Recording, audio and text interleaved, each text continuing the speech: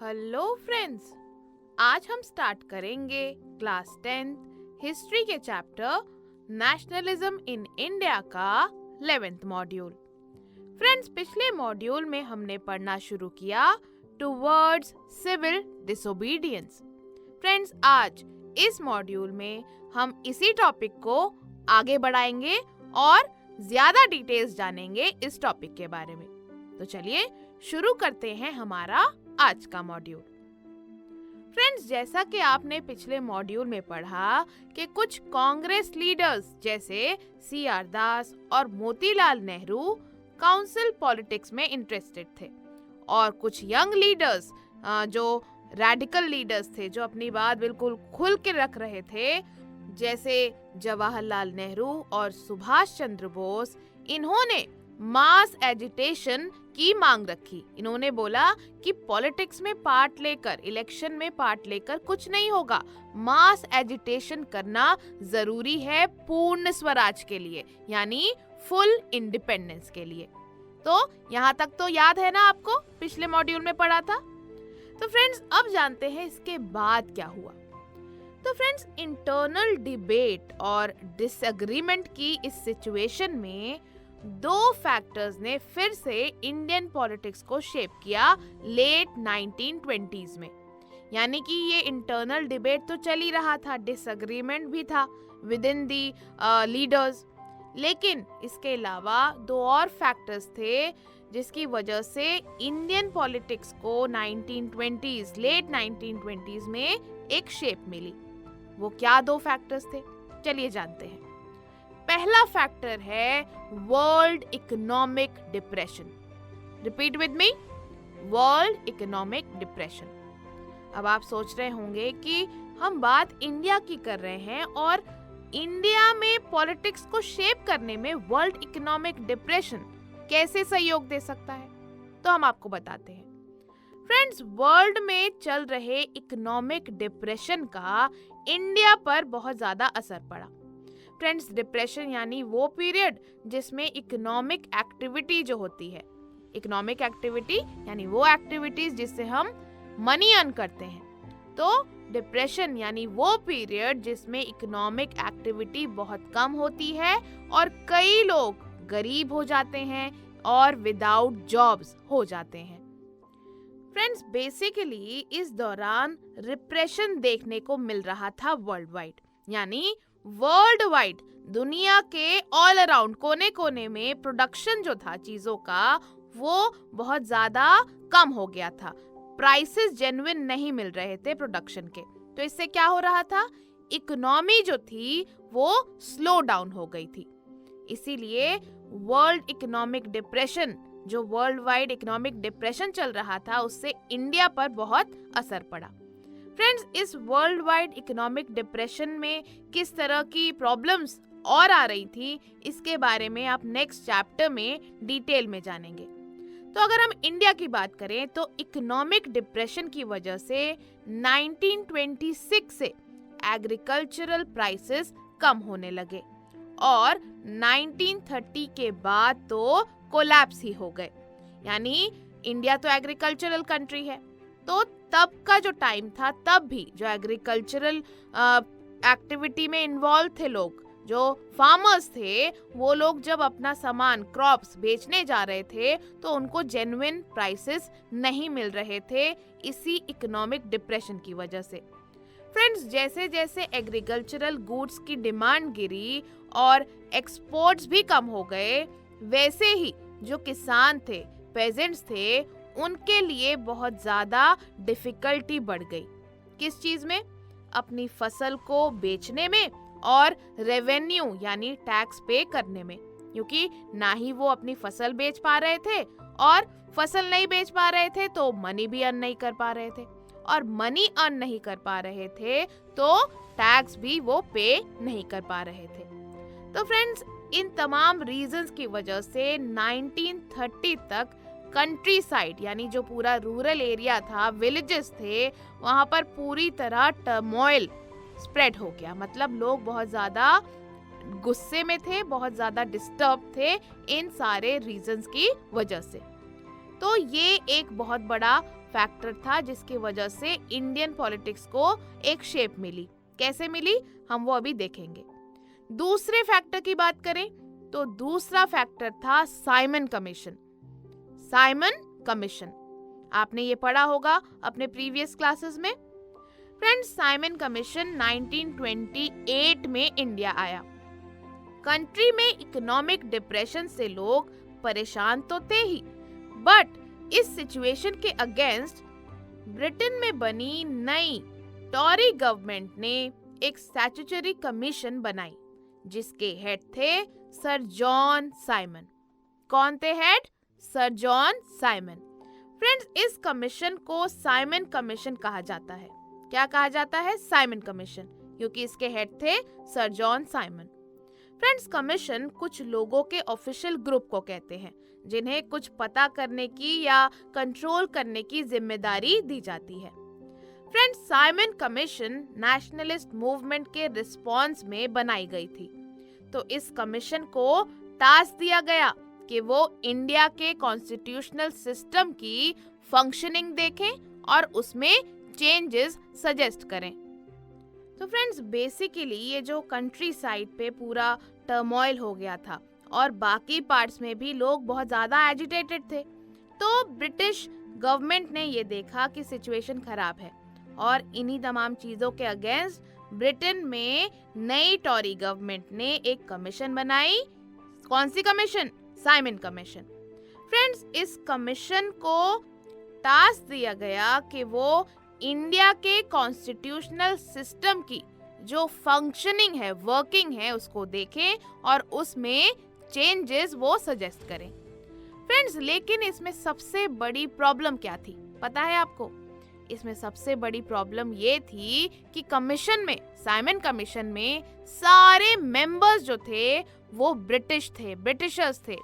एक भी Indian member इसमें नहीं था और ये थी इसमें सबसे बड़ी प्रॉब्लम। तो फ्रेंड्स, 1928 में जब साइमन कमीशन इंडिया में आया तो लोगों ने गो बैक साइमन के स्लोगन यानी गो बैक साइमन के नारे लगाए।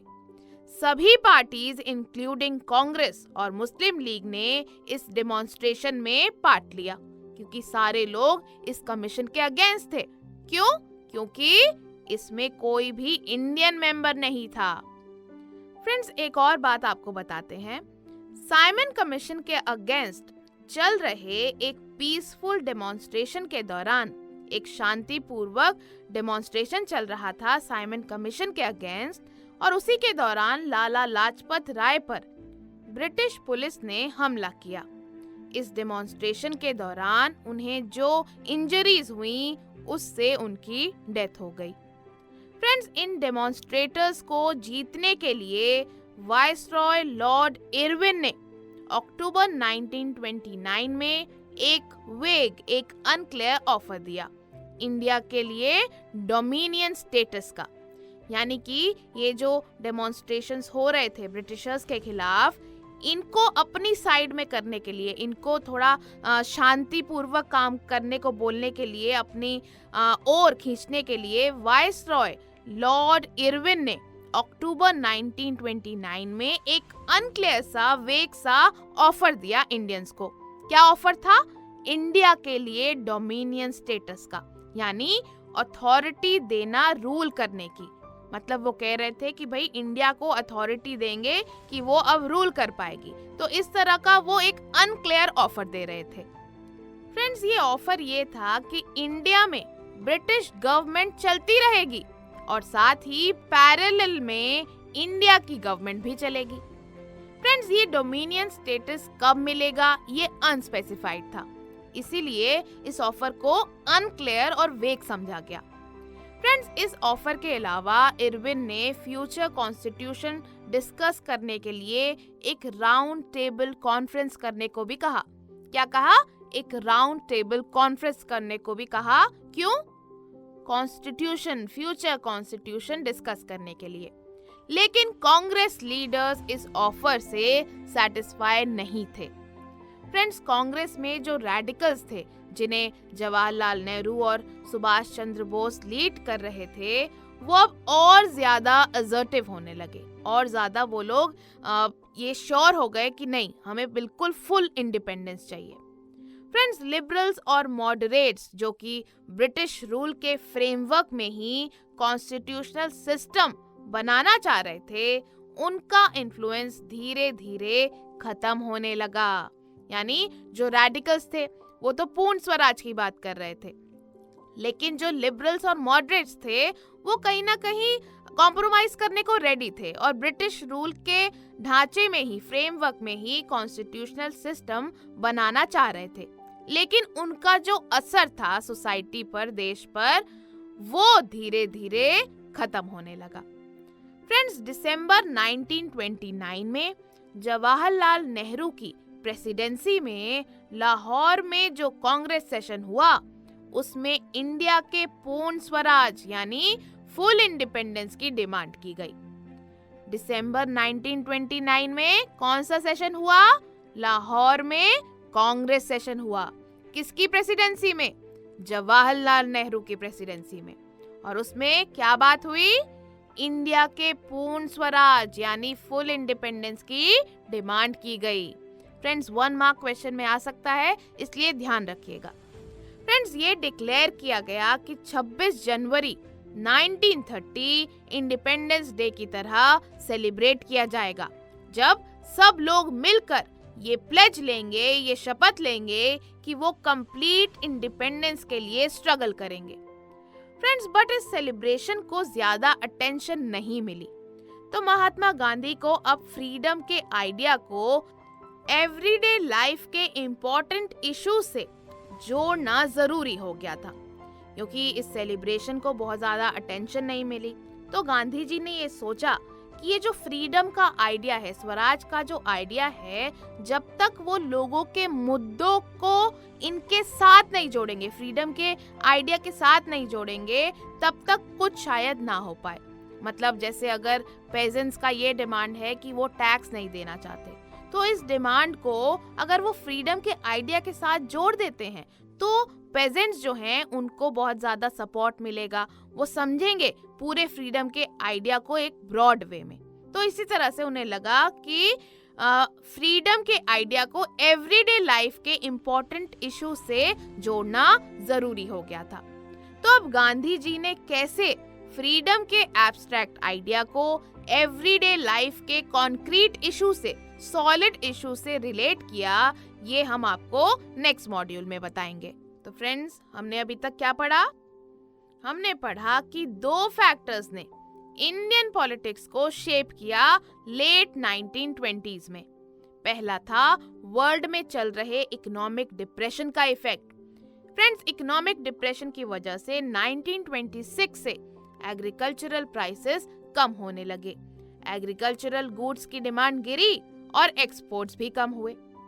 पेजेंट्स के लिए बहुत डिफिकल्ट हो गया अपनी फसल को बेचना और रेवेन्यू पे कर पाना। दूसरा फैक्टर था Simon commission. Friends, Simon commission nationalist movement के रिस्पॉन्स में बनाई गई थी। तो इस कमीशन को टास्क दिया गया कि वो इंडिया के कॉन्स्टिट्यूशनल सिस्टम की फंक्शनिंग देखें और उसमें चेंजेस सजेस्ट करें। लेकिन इस कमीशन में सारे मेंबर्स ब्रिटिश थे, एक भी इंडियन मेंबर इसमें नहीं था। फ्रेंड्स, 1928 में जब साइमन कमीशन इंडिया में आया तो लोगों ने इसे गो बैक साइमन के स्लोगन से ग्रीट किया। सभी पार्टीज इंक्लूडिंग कांग्रेस और मुस्लिम लीग ने इस डेमोन्स्ट्रेशन में पार्ट लिया। फ्रेंड्स, वाइसरॉय लॉर्ड इरविन ने अक्टूबर 1929 में एक अनक्लियर ऑफर दिया इंडिया के लिए डोमिनियन स्टेटस का और फ्यूचर कॉन्स्टिट्यूशन डिस्कस करने के लिए एक राउंड टेबल कॉन्फ्रेंस करने को भी कहा। लेकिन कांग्रेस लीडर्स इस ऑफर से सेटिस्फाई नहीं थे। फ्रेंड्स, दिसंबर 1929 में जवाहरलाल नेहरू की प्रेसिडेंसी में लाहौर में जो कांग्रेस सेशन हुआ, उसमें इंडिया के पूर्ण स्वराज की डिमांड की गई। ये डिक्लेयर किया गया कि 26 जनवरी 1930 इंडिपेंडेंस डे की तरह सेलिब्रेट किया जाएगा, जब सब लोग मिलकर ये प्लेज लेंगे कि वो कंप्लीट इंडिपेंडेंस के लिए स्ट्रगल करेंगे। फ्रेंड्स, बट इस सेलिब्रेशन को ज्यादा अटेंशन नहीं मिली। सो Let us revise once again. Two factors shaped Indian politics in the late 1920s. Effect of worldwide economic depression. So what happened? What was the effect? Agricultural prices fell from 1926. Demand for agricultural goods fell and exports declined. Peasants could not sell their harvests and were unable to pay revenue. And what was the second factor? Simon Commission. It was set up in response to nationalist movement. It was given the task to look into the functioning of constitutional system in India and suggest changes. But the commission had no Indian member. All members were British. And friends, that's why when Simon Commission arrived in India in 1928, it was greeted with the slogan, "Go back Simon." All parties, including the Congress and the Muslim League, participated in the demonstrations. Viceroy Lord Irwin, in October 1929, announced a vague offer of dominion status for India in an unspecified future and round-table conference to discuss a future constitution. Friends, this did not satisfy the Congress leaders. In December 1929, in Lahore Congress, under the presidency of Jawaharlal Nehru, Purna Swaraj for India was demanded. It was declared that 26 January 1930 would be celebrated as Independence Day, when people would take pledge to struggle for complete independence. Friends, but this celebration did not attract much attention. तो friends, ये था हमारा आज का module.